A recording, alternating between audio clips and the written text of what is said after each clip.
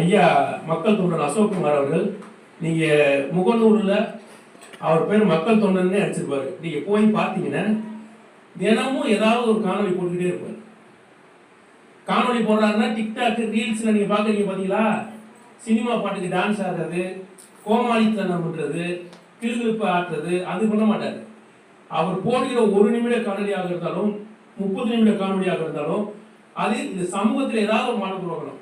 ரொம்ப எளிய விஷயத்தை போற போக்குல சொல்லிடுவாரு. நான் ஒரு காணொலி பார்த்தேன். பைக்ல இன்னைக்கு இருக்க இளைஞர்கள் என்ன செஞ்சா, ஸ்டைலுக்கு கண்ணாடி வைக்க மாட்டான். பைக்ல கண்ணாடி சைடு கண்ணாடி வைக்க மாட்டாங்க. கலட்டி எரிஞ்சிட்டு அது ஸ்டைலா இருக்கும். கண்ணாடி இருக்குதா, கண்ணாடி ஏன் வைக்கணும்? எதுக்கு நம்ம தயாரிச்சு வேணும் விட்டாளா? அங்க இருந்து வண்டி தயாரிச்சு அனுப்புறாங்க, பைக் தயாரிச்சு 2 பக்கம் கண்ணாடி வச்சுதான் அனுப்புறான். இவங்க அறிவாளி மாதிரி கலட்டி என்ன செஞ்சிருவாங்க, தூக்கி எறிஞ்சிட்டு எங்கேயாவது போய் குறுக்க விழுந்து அடிபட்டு ஆஸ்பத்திரியில் கடந்து வண்டியும் நடந்து போய் இவனு வீணா போவான். அப்போ ஒரு கண்ணாடி ஏன் வைக்கணும்ன்றது ஆரம்பிச்சு 4 நாளைக்கு முன்னாடி ஒரு சாலையில சரளை கருத்துல போட்டு அது சரிஞ்சு கிடந்துச்சு. அது ஒரு வீடியோவை எடுத்திருந்தாரு. போறவங்க வர்ற பயணிகளுக்கு எவ்வளவு தொந்தரவு தருது.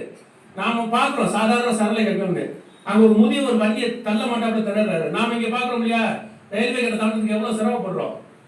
அப்ப இதை பார்க்கிற யாராவது ஒரு மனிதன் அதை கவனிச்சிட்டாங்க, அங்க ஒரு மாற்றத்தை வச்சிடலாம். அப்படி இந்த சமூகத்தின் மாற்றத்தை எப்படியாவது உருவாக்க வேண்டும் என்று ஒவ்வொரு நிமிடமும் காணொலி போட்டு மரம் நடுதல், பனை குடித்து, பசுமை குடித்து தொடர்ச்சியா களத்துல இறங்கி செயல்படுறவர்.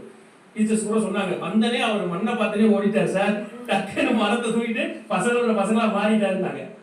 எங்க போனாலும் தன்னோட வேர் எங்க இருக்குன்னா இந்த மண்ணுக்கு கீழே தான் இருக்குன்னு உணர்கிற ஒரு மாமனிதன். நம்ம அழைக்கிறோம். எதுக்கு நம்ம பள்ளிக்கூடத்துக்கு வர பெரிய பொறுப்புன்னு நினைக்கிறேன், இவர்கள் தான் உங்களுக்கான ஹீரோ.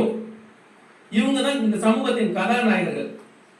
உனக்கு ஹீரோ யாருன்னு டக்குன்னு நீங்க என்ன செஞ்சிருக்க, சினிமால பாக்குற ஹீரோ என்ன சொல்ற, சமூகத்தை விதைக்கிற ஹீரோக்கள் யாருன்னா இவங்க தான் இந்த சமூகத்தின் ஹீரோக்கள், கதாநாயகர்கள். இவங்க உன் பக்கத்துல தான் இருக்காங்க, உன் கூட தான் பயணிக்கிறாங்க. உன்னோட சித்தப்பாவா, உன்னுடைய மாமாவா, உன்னுடைய அண்ணனா, உன்னுடைய தம்பியா, உனக்கு கூட பயணிக்கிற இவர்களை நம்ம கண்டு கொள்ளாம யாரோ ஒரு நடிகரை நம்ம ஹீரோவா வைக்கவே கூடாது. உனக்கு யார் ஹீரோனா, நீ நாளைக்கு அசோக்குமார் ஐயாவை ஹீரோவா சொல்லணும். எங்க ஸ்கூலுக்கு வந்தார், ஒரு வேப்ப மரம் வச்சாரு, ஐயா பனைமரம் கொடுத்து பேசினாரு. நானும் வளர்ந்து நிறைய மரங்கள் வைப்பேன்.